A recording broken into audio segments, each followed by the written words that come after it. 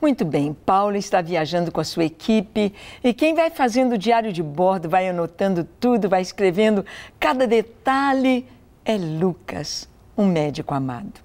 Lucas escreveu o Evangelho, fez uma pesquisa apurada, sabendo os passos de Jesus, conhecendo as famílias e conversando com cada um deles, testemunhas oculares do ministério de Jesus. E agora, Lucas tem a oportunidade de estar ao lado do grande apóstolo Paulo.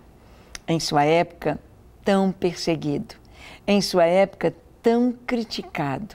Em sua época, Paulo passou por lutas tremendas, por momentos terríveis em toda a sua jornada.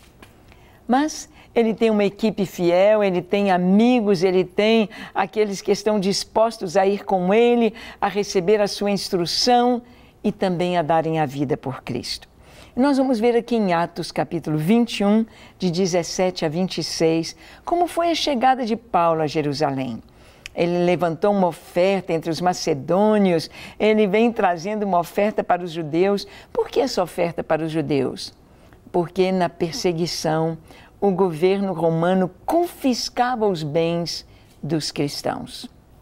Confiscava. Se prendia o pai, a mãe ficava viúva, ficava sem defesa, sem casa, sem bens, sem a loja, não tinha nada, teria de ser acolhida pela igreja.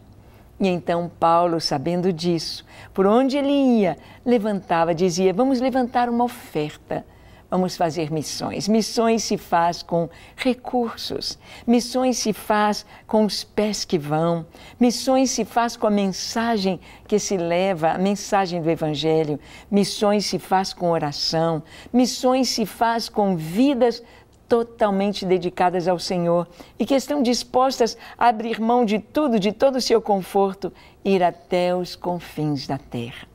Esta vida viajando não é fácil, mas é maravilhoso estar no centro da vontade de Deus. Vamos ver então como foi a chegada de Paulo em Jerusalém, sendo que os irmãos estão dizendo, ai, Paulo não vai, lá você vai ser preso, tanta coisa vai acontecer como está predito. E Paulo foi. Atos 21, 17 a 26 diz assim, tendo nós chegado a Jerusalém, os irmãos nos receberam com alegria.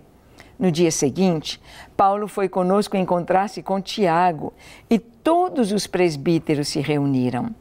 E tendo saudado, contou minuciosamente o que Deus fizera entre os gentios por seu ministério. Ouvindo, deram eles glória a Deus e lhe disseram, bem vês, irmão, quantas dezenas de milhares há entre os judeus que creram, e todos são zelosos da lei. E foram informados ao teu respeito que ensinas todos os judeus entre os gentios a apostatarem de Moisés, dizendo-lhes que não devem circuncidar os filhos, nem andar segundo os costumes da lei. Que se há de fazer, pois? Certamente saberão da tua chegada.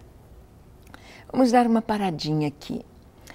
Paulo chega em Jerusalém e os irmãos o recebem com muita alegria.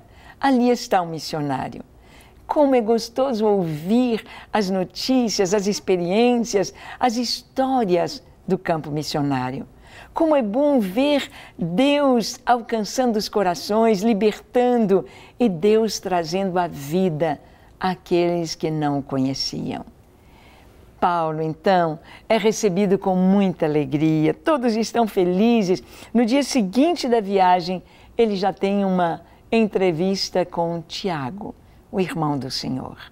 E ali junto com Tiago e todos os presbíteros e toda a liderança da igreja, então ele começa a contar as histórias que Lucas escreveu, as histórias de pessoas curadas, as histórias de pessoas libertas, as histórias de avivamento em Éfeso e nas cidades por onde passavam, e todos ficam felizes demais.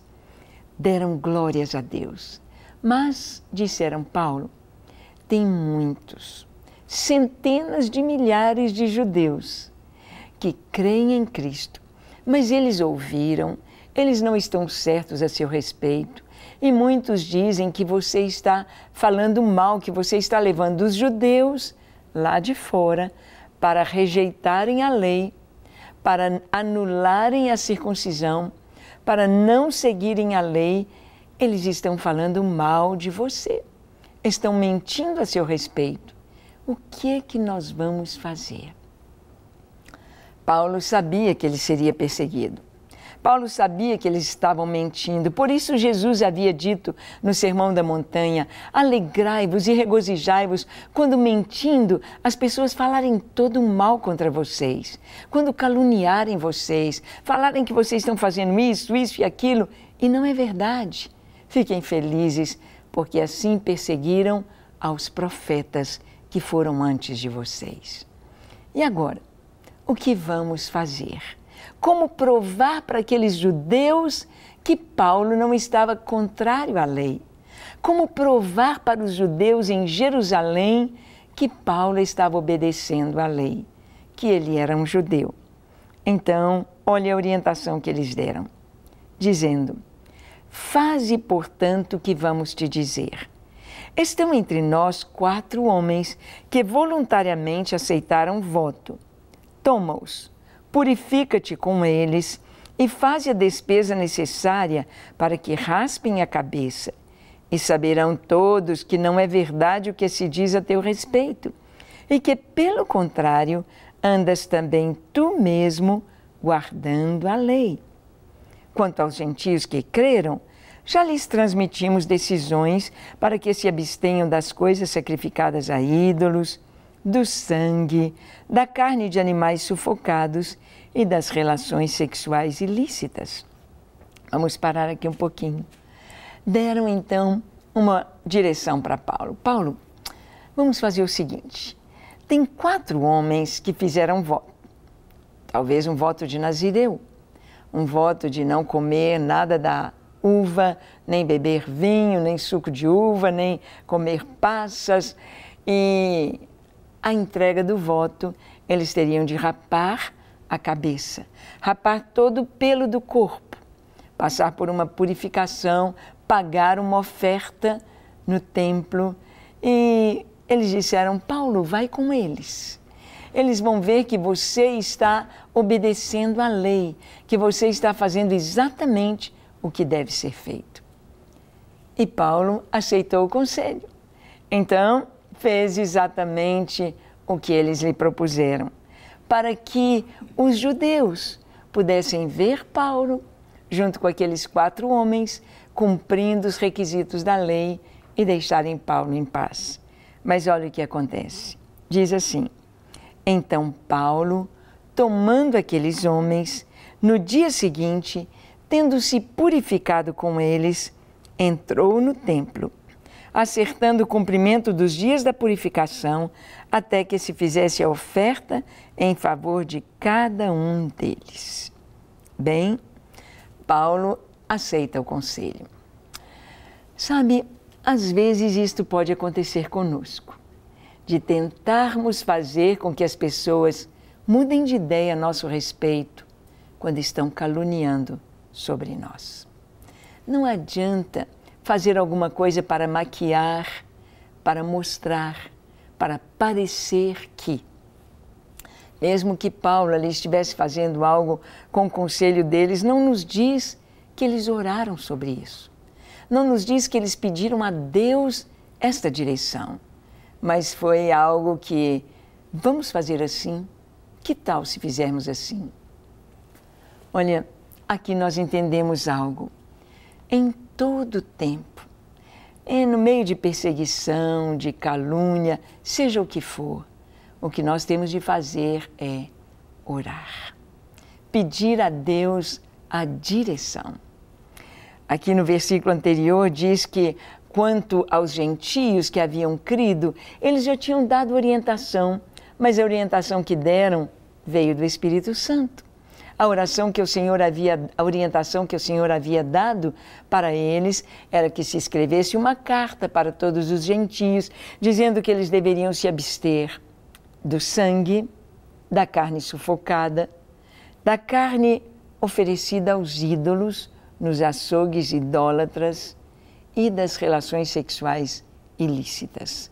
Eles deveriam se manter puros no alimento e na vida de santidade, na vida como solteiros e como casados, evitando relações sexuais ilícitas.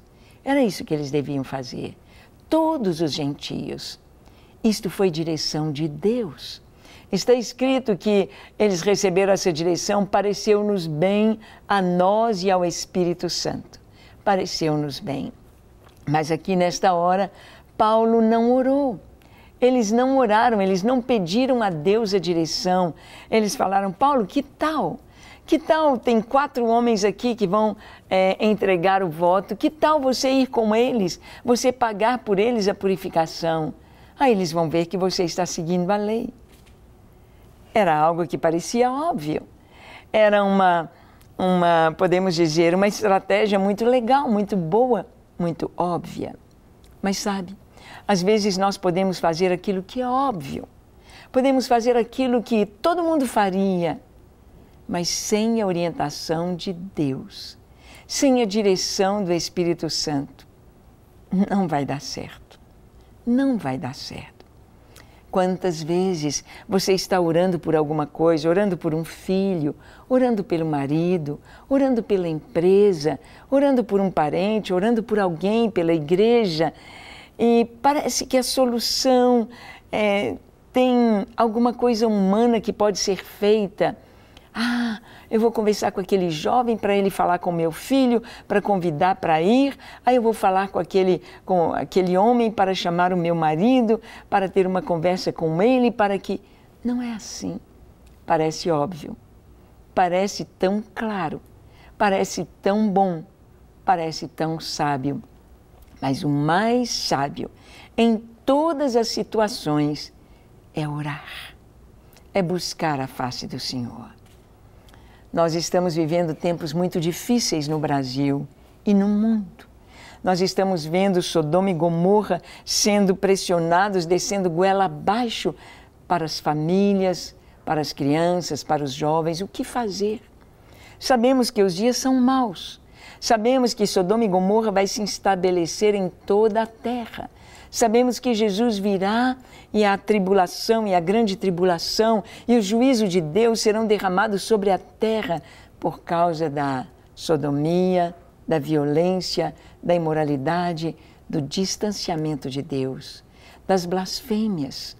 Sabemos disso. O que fazer? Primeiro, orar. Saber orar. Deus protege. Protege a família, protege nossas crianças, protege a igreja, protege-nos, Senhor. Nós sabemos que estas coisas virão para sufocar, para destruir, mas nós sabemos que precisamos crer e confiar, precisamos buscar o Senhor. Paulo, diante de um aperto, eles fizeram o que era óbvio. Vamos fazer assim, vai dar certo. Pode ir, vai dar certinho. O que dá certinho é o que nós oramos, é o que nós pedimos a Deus. Portanto, ore. E então, vamos orar? Feche seus olhos, curve a sua fronte. Se for possível, se ajoelhe. Ore comigo dizendo assim: Senhor, eis-me aqui em Tua presença. Eu te peço perdão para os meus pecados. Eu te peço, Senhor, lava-me, limpa-me, perdoa-me. Enche-me do Teu Espírito Santo e dá-me a Tua graça. Eu preciso de Ti. Ó Senhor, que Tu possas estender a Tua mão para perdoar, para limpar, para resgatar, para libertar, para salvar, para remir, escrever no livro da vida o nome dessas pessoas que oram conosco. A cada um concede a Tua bênção. Nós oramos, porque nós sabemos que é através da oração que podemos ter a sabedoria para caminhar e escolher o caminho certo. Portanto, abençoe cada lar, cada vida que ora conosco agora, com a Tua paz, com a Tua libertação, com a Tua cura, com o teu amor, com a tua bênção, a resposta à oração de cada um. Em nome de Jesus. Amém, amém e amém. Graças a Deus. É isso. Para receber todas as novidades do canal, inscreva-se e, se curtir o vídeo, clique em gostei. Aproveite para acompanhar a Rede Super nas redes sociais.